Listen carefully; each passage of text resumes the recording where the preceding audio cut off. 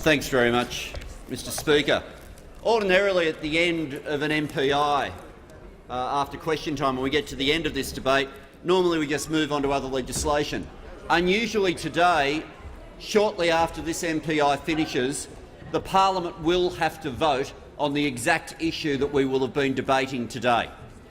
Because in the Senate, they will be dealing with a resolution as to whether or not there should be a judicial inquiry to deal with the allegations which appeared originally on the Four Corners program into water theft and corruption in the management of the Murray-Darling Basin system. And if that is carried in the Senate, notwithstanding government members voting against it there, every member of this House, when the Senate resolution seeks concurrence, will have to vote on this issue today. So for those members who say one thing in their electorates in South Australia and a different thing when they come here in Canberra, there will be nowhere to hide in terms of people knowing whether you stand up for the Murray-Darling Basin Plan and its ethical implementation, or whether you're willing to accept the rorts which we saw in that program. Now, the rorts that we saw in that program make clear that is not representative of most irrigation districts. I suspect it's not even representative of what happens in that particular district itself. What we saw was extraordinary. What we saw on the Four Corners program wasn't, as we have had the Minister for Water, the Deputy Prime Minister, liken it to cattle rustling. We saw 1 billion litres of water being pumped, environmental water owned by the Commonwealth taxpayer, running down the rivers for the health of the basin, being repumped back into the dams of cotton farmers.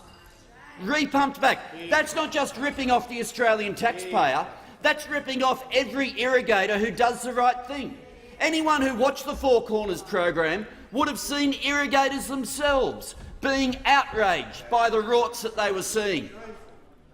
And yet, they'll be the members of parliament here in their own irrigation districts.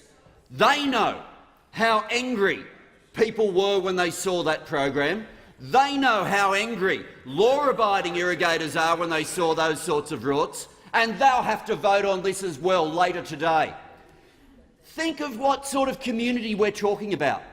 This is the same part of northwestern New South Wales where kids get locked up for shoplifting, where you've got an incarceration rate for young Aboriginal kids that's way off the charts, and yet you see people gloating about being able to potentially steal 1 billion litres of water. When allegations like that are made, you need to have a process to be able to get to the bottom of it, a thorough process to be able to get to the bottom of it. And the problem here is neither a state process on its own nor a federal one is able to do it. The reason we support a judicial inquiry through the COAG process is there is no other way of being able to get to the bottom of what's happened. New South Wales ICAC are dealing with these allegations, but the moment they hit federal officials, there's nothing they can do, because they've only got jurisdiction in New South Wales. I wrote to the Commonwealth Auditor-General. To their credit, the National Audit Office has decided to undertake an investigation into what's happening. But the moment they hit the state jurisdiction, their powers will hit a wall. The minister, when these allegations first came out, said, "Oh, it's just a matter for the states." Yeah. The whole reason we have, as national law, introduced, mind you, the law itself that underpins the plan was introduced under the Howard government with the man who's now Prime Minister as Water Minister. Back then I thought we'd got over the threshold that the Murray-Darling Basin would be viewed as a national issue. That's right. You can't just say it's a state issue. That's right. It might not always happen when too much water gets pumped, but most of the time the water manages to flow across state boundaries. That's right. And when it flows across state boundaries, people downstream have a right to know that the rules are being kept to. People in irrigation districts in Victoria, in the Southern Basin, in New South Wales, in South Australia have a right to know that the rules are being kept to. So after saying it was just a matter for the states, feeling a bit of pressure, the Deputy Prime Minister said, well, maybe it's not just for the states, but I still don't want a serious inquiry. So he got the Murray-Darling Basin Authority to look into it. But the problem with that inquiry is this. They cannot compel witnesses to appear. They cannot provide any immunity or protection for whistleblowers. They cannot subpoena documents. They don't have the powers to be able to get to the bottom of this. But a judicial inquiry through COAG can. And today we will vote on whether or not a judicial inquiry should take place.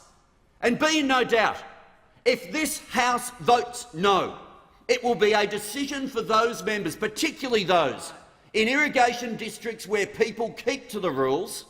It will be a decision that they want to turn a blind eye. I don't see how anybody can be proud of their irrigation district and be proud that their people keep to the rules and be willing to say, but we're not going to vote for a serious investigation with the powers that we need to deal with the water theft.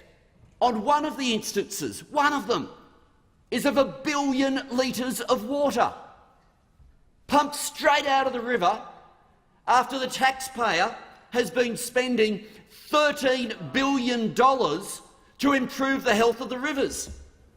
We have had, for some years now, an opportunity for a genuine bipartisan approach to the Murray-Darling Basin.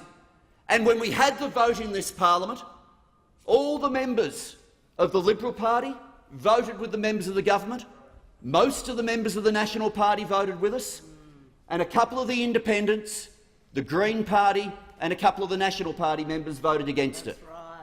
We had a massive majority of people committed to delivering a Murray-Darling Basin plan. But be in no doubt, the plan rests on the integrity of the water market. And if the integrity of the water market is not going to be defended by this parliament, then it really doesn't matter how much water you set aside for environmental use if you then allow a situation where the environmental water gets pumped straight back up into cotton dams. It doesn't matter how much commitment you make to the good work of the Commonwealth Environmental Water Holder, the science-based approach, the improved consultation with communities on their work, which is still not good enough, but it's improving, and the consultation is getting better. But what's the point doing all of that if we're going to allow a situation where one state government gets rid of and guts so many of their compliance officers, doesn't allow their compliance officers to properly pursue investigations, in fact, gets rid of them immediately after they raise these allegations, and sees situations of 1 billion litres of water being pumped straight back into a cotton dam? The parliament today makes a really simple decision. The Senate will go first and then it'll come to us. And this is not like we've got a little coalition of just falling over the line in the Senate.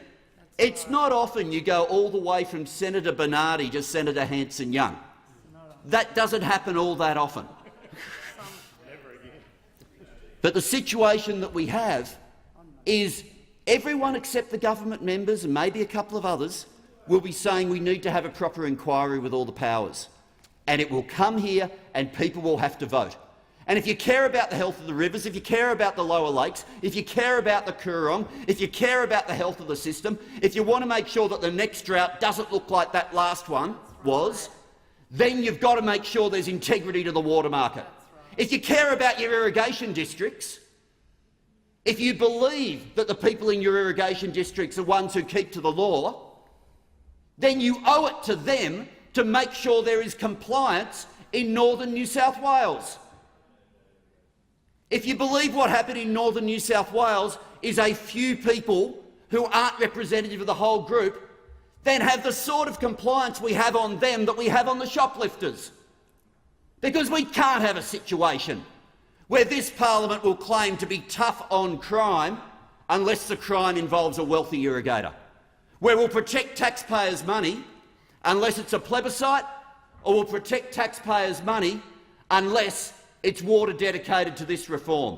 We have a once-in-a-generation opportunity to end what was intractable for a century. We should not miss the opportunity, and we will vote today.